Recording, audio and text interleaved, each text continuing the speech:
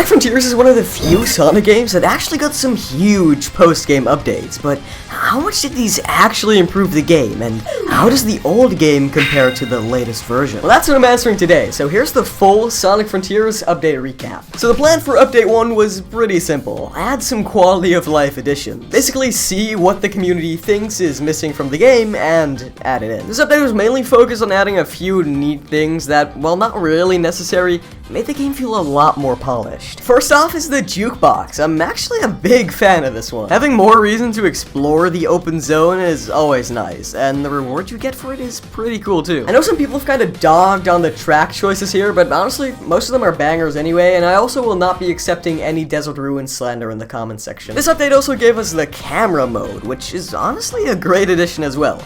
I understand this is something that people really felt was missing from the original game, you know, considering most modern open world games have a feature like this, but honestly I was never one to use a mode like this in the first place, so yeah, it's just sort of there for me. It's a little bare bones with only a couple screen filters and no way to manually put Sonic in a specific pose, but it works! That's a compliment considering the game working is not even a given for most Sonic games. Next up is Battle Mode. People asked for a sort of boss replay mode so they could re-experience the Titan fights, but I guess Sonic Team didn't really feel like it and just gave us this instead. I'm guessing they thought a boss replay mode on its own would be too bare bones, but I'm not really sure. This is cool too. It doesn't put you at a said level, but instead uses the upgrades from a save file, so if you're all leveled up, then it's gonna be pretty dang easy. As long as you know which moves to use for which enemy, you're gonna be getting those S ranks in no time. Similarly, another thing that got added in this update is the Cyberspace Challenge. It's just a run-through of every cyberspace stage, nothing different from just selecting each level individually in arcade mode, but still a nice addition, I guess. Now, being forced to replay every cyberspace stage per island separately is kinda annoying, honestly. And I gotta be honest, I still haven't finished the full game one. Yeah, I think that's just because I don't like cyberspace. The Battle and Cyberspace Challenge modes unlock the Extreme difficulty and the Power Boost in Cyberspace, respectively. Extreme mode is kinda lame, considering you die in one hit regardless of your ring count and can't level up at all, making the game quite slow and just more annoying, honestly. But having the Power Boost in Cyberspace is actually pretty neat. I still don't have it, and I think that's it for Update 1. It's a bit of a slow start, but these updates started getting progressively more and more packed throughout the year.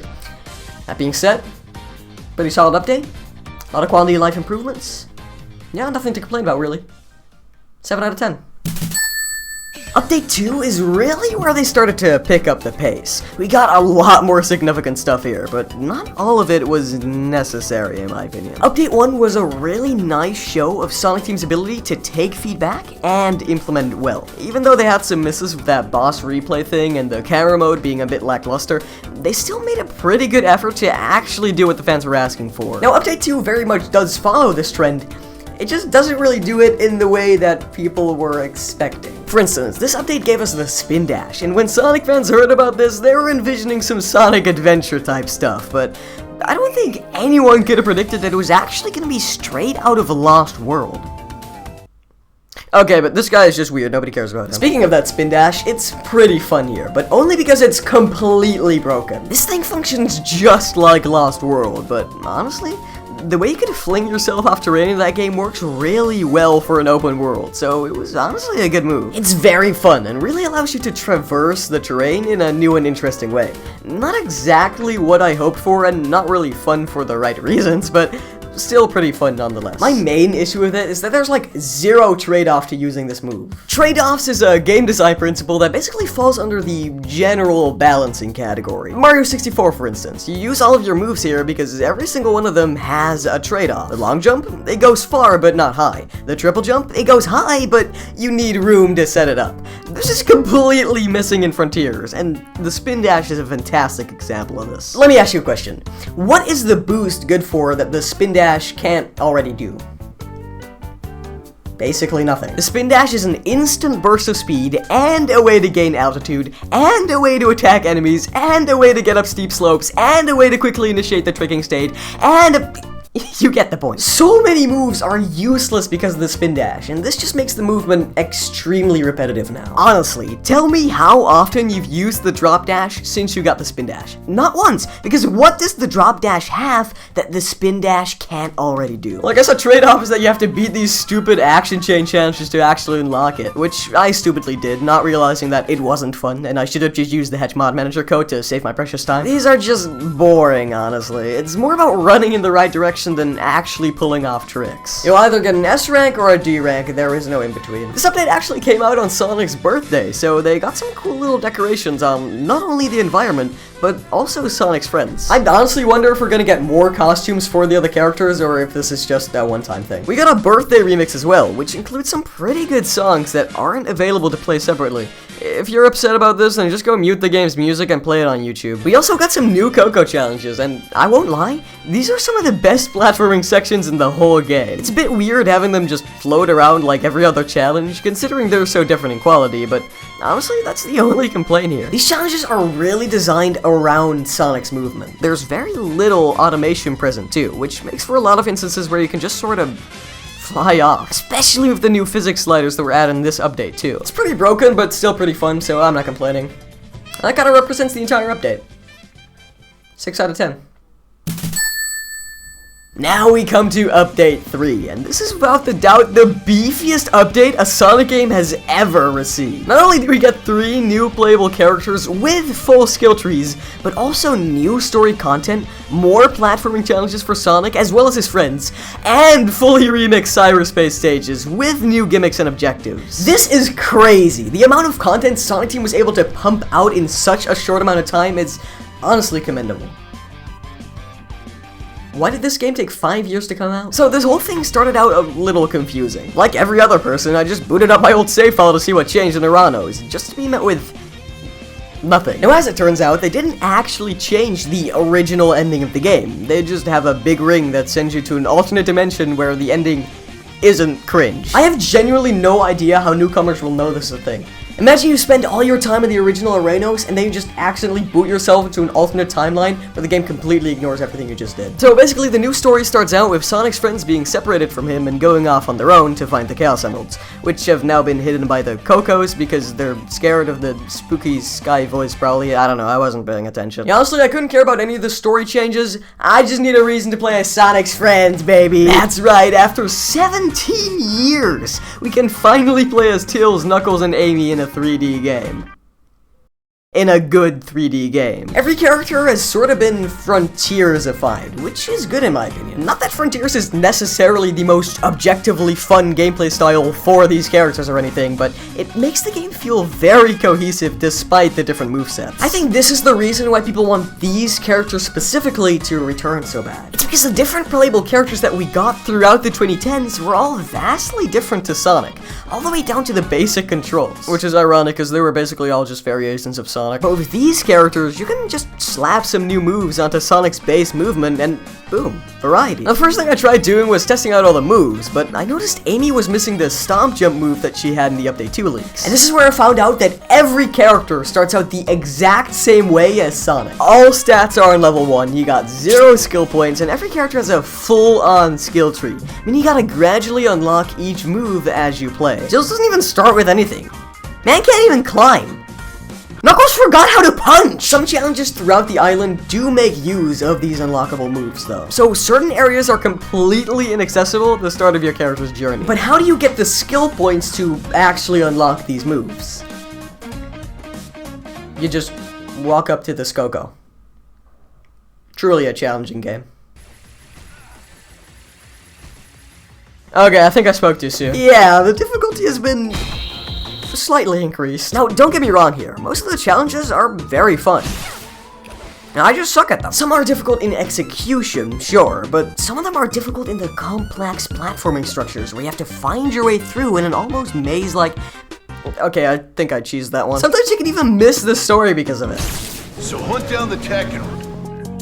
No, it's cool. I didn't care anyway. I want to quickly talk about the characters' movesets for a second because there's some weird decisions made here and there that honestly kind of confuse me. For instance, I think we can all agree that Sonic games are generally all about speedy, snappy controls and momentum, right? I mean, you see this in the way Sonic plays, too. All of his abilities activate pretty much instantly and are very snappy and responsive. So why do all the other characters have such sluggish intro animations to, like, all of their moves? Knuckles' glide, for instance. When you initiate the glide, my guy prays to the heavens for a bit before he gains the courage to actually do it. And he does this every single time. Why? Well, he didn't even do this in Update 2. Why did they add this? In general, I'm honestly a bit mixed on the new characters. The thing that made Frontier so fun to people was the snappy and agile movement, especially compared to Forces. But these characters are quite slow and miss some of the good moves that made Sonic so fun in the first place. The Stomp, for instance. Sonic has a really snappy stomp that sent you down straight away. But for the other characters, there's this massive startup that just makes it way more sluggish. It's almost a relief when you're back to playing as Sonic, because, not gonna lie, these tower sections are actually really fun. I have no idea how this ties into the original story at all, by the way, because, like,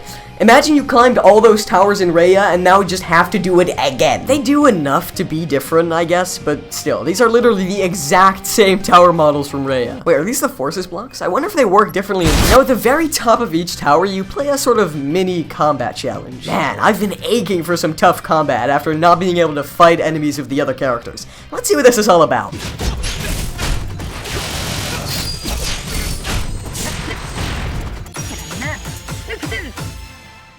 You want to play again? I've never clicked no this quickly in my life. Maybe I was accidentally playing on the easy difficulty mode or something, but this is embarrassingly easy. I don't even know why they made this a thing. You keep switching between Sonic and the other characters, but you get different objective each time. And as soon as you're done with your objective, another character will take over. Thanks for handling things, Amy. I'll take it from here. Hello? Knuckles? Did you die? Where are you? For example, one of the objectives you have to complete as Sonic is to go through cyberspace. Again? Well, at least I know the layouts. What the fuck? I'm not gonna lie, I was not expecting them to completely remix the cyberspace stages. These are pretty cool. They actually do a lot to make these different from all the other stages. They even introduced brand new objectives here. Well, that depends on what you call brand new. This game truly is Forces 2, huh? Not gonna lie, these stages are hard as balls. The S-ranks are still baby game, but the rest are pretty tough. Sonic, why do you look like that? The Cocos you get for beating the new cyberspace challenges are mandatory for progression, but thankfully there's loads of them scattered around the island itself too, so you don't even need to do this if you're too trash. Hey, don't look at me. Now, this update actually changes the final boss completely. The fight starts off the exact same as the original Supreme, which, honestly, I don't understand what triggers the cutscene here. I just spammed the X button, honestly. But the second half is completely different. The moon shows up and sort of starts mind-controlling the Titan. You get absolutely trashed on at the start of the fight, because you can't really parry any of the projectiles, but then... oh my god! This is badass. Sonic has a semi-new form, I think. I really don't know what this is, but it gives Super Sonic an actual personality, so I guess I'm for it. The fight is a bit confusing at first since he keeps healing back to full HP, but beating cyberspace stages actually gives you hints on how to defeat the boss, which is pretty cool. Did I do that though?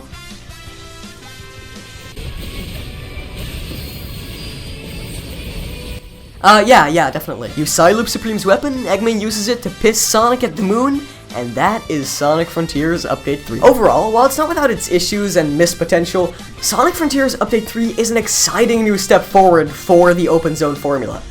I'd give it like a 6 out of 10, because I think the effort is very impressive, but it just wasn't my cup of tea. But that does beg the question, what is Sonic Team's plan going forward? Will they keep updating the game even more? Will we get a sequel to the game? What would that potential sequel look like? Well, if you want to know the answer to all of this and more, you should watch this video.